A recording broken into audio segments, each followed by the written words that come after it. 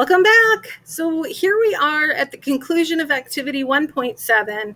We have analyzed the red fox fur coat and the telling details that are directly stated and indirectly stated, and tell us how this character develops throughout the story and how she feels going from a humble bank clerk to this physically and emotionally changed red fox, right?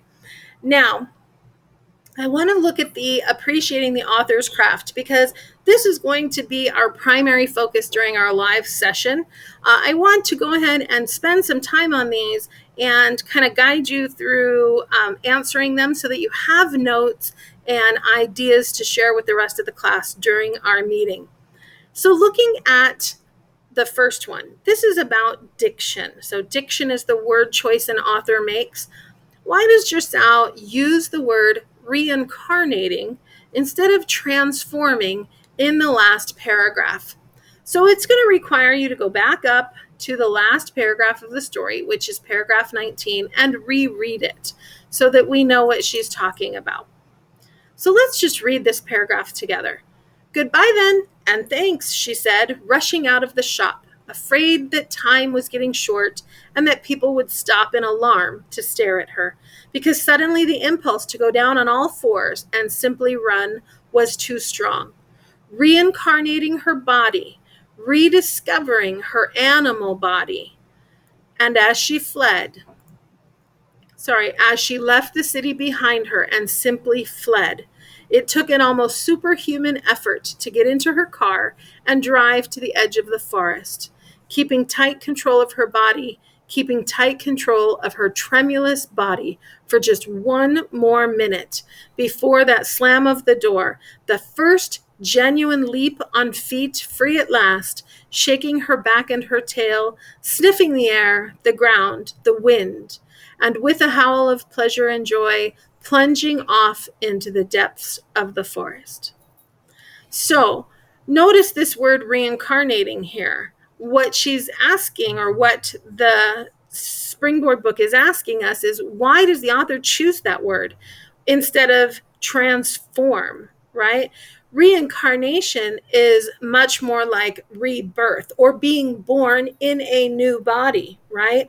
So yes, she has transformed, but why didn't the author say that? Why would she use reincarnation or rebirth instead?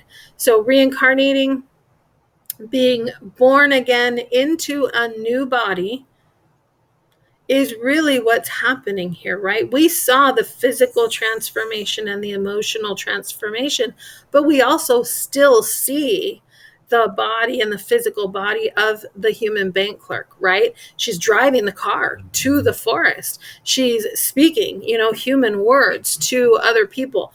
So thinking about this fox maybe is her inside, and she is still clinging to the human body for a little while longer.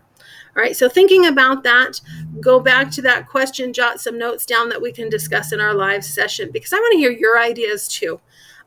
It's not always the way I tell you.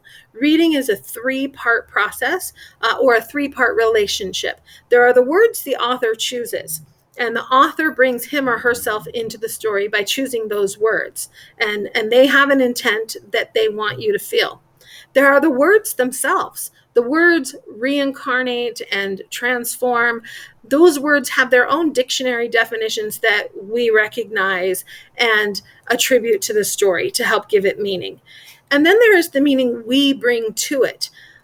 In my mind, when I see her sprint off into the forest, I have a particular picture or vision in my mind of what that forest looks like, what the fox looks like, based on my experiences as a person. You may have a very different vision in your mind of what that fox looks like, what that forest looks like, what it looks like when they're running or pouncing or shaking their tail. So, there's a 3-part relationship here. The words, the author, and what they bring to it as far as meaning goes, and then what you bring to it from your experiences. So I want to hear from you too. So what I say is not necessarily, written in stone the way it is.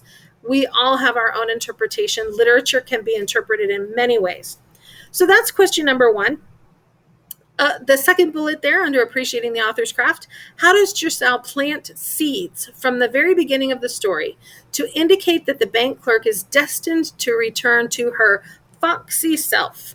So planting seeds means giving those hints, foreshadowing a little bit, using telling details to put a thought in your mind as you continue to read, and that thought grows then, right? So those telling details grow into something more, a vision or an idea or a concept within the story. So what are those telling details, and how does the author put those in your mind throughout to show you that it's going to happen? She's going to change. How do you know from the very beginning? So I'm going to let you answer that one on your own.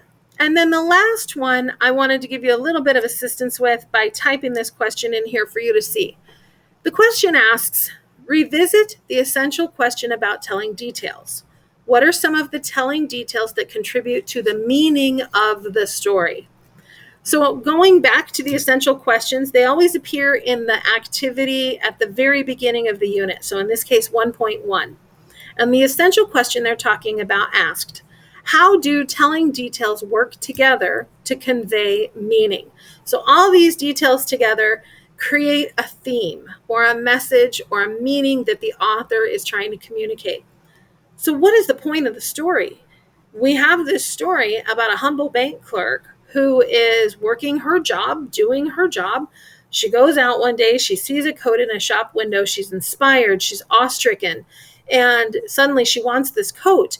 And as she thinks about the coat and tries on the coat and sees it every day, she begins to have this transformation both in emotion and her body. She starts exercising and she loses weight. She gets healthy. She eats more lean proteins and raw meat, and she smells more and she hears more. And so how do all of those details contribute to the meaning? In order to answer this question, you have to answer what is the meaning of the story first. So thinking about it, what is the meaning of the story? I have my thoughts on that, which I will share in our live session, but I want to hear your thoughts as well. And in fact, I think I want to hear your thoughts before I share mine, because I don't want to influence yours.